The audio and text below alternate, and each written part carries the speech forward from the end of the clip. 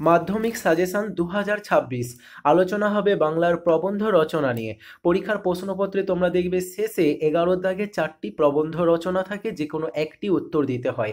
এর জন্য থাকে 10 নাম্বার। তো আজকের এই ভিডিও থেকে তোমরা শিওর 10 নাম্বার কমন পেয়ে যাবে। কয়েকটা প্রবন্ধ রচনা উল্লেখ করে দেওয়া হবে, এগুলোকে তোমরা ভালো করে প্রস্তুতি নেবে। এই কয়েকটা উল্লেখ করে দেওয়া প্রবন্ধ রচনার মধ্য থেকে 4টি মোস্ট ইম্পর্টেন্ট করে দেওয়া হবে, দেখতে থাকো।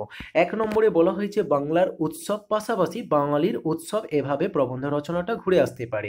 2 নম্বরে থাকছে বাংলার ঋতু বৈচিত্র্য, অথবা বলতে পারে তোমার প্রিয় ঋতু।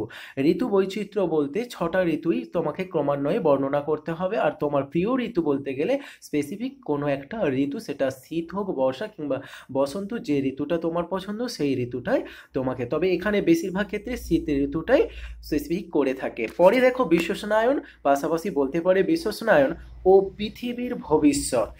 পরে থাকছে তোমার দেখা একটি মেলা অথবা গ্রাম্য মেলা, সেই সঙ্গে বই মেলা। এই 3 ধরনের মেলায় তোমাদেরকে প্রস্তুতি নিতে হবে। পরে থাকছে একটি ভ্রমণের অভিজ্ঞতা, পাশাপাশি থাকছে একটি কলমের আত্মকথা।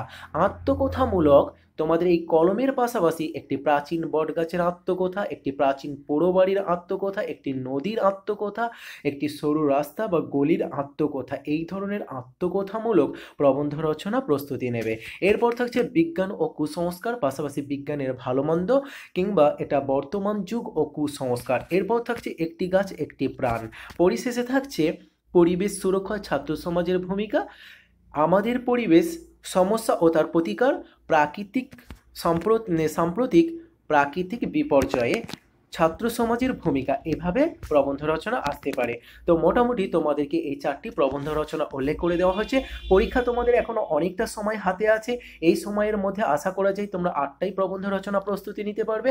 তবে শেষ মুহূর্তের জন্য যেগুলো মোস্ট ইম্পর্টেন্ট, সেই 4টে হচ্ছে প্রথম চারটি প্রবন্ধ রচনা খুবই গুরুত্বপূর্ণ। আশা করা যায় এই প্রথম 4টি প্রবন্ধ রচনার মধ্য থেকে তোমরা কোনো না কোনো একটা কমন পেয়ে যাবে। তারপরেও অতিরিক্ত কিছু দেওয়া আছে, এগুলোকেও তোমরা প্রস্তুতি নেবে।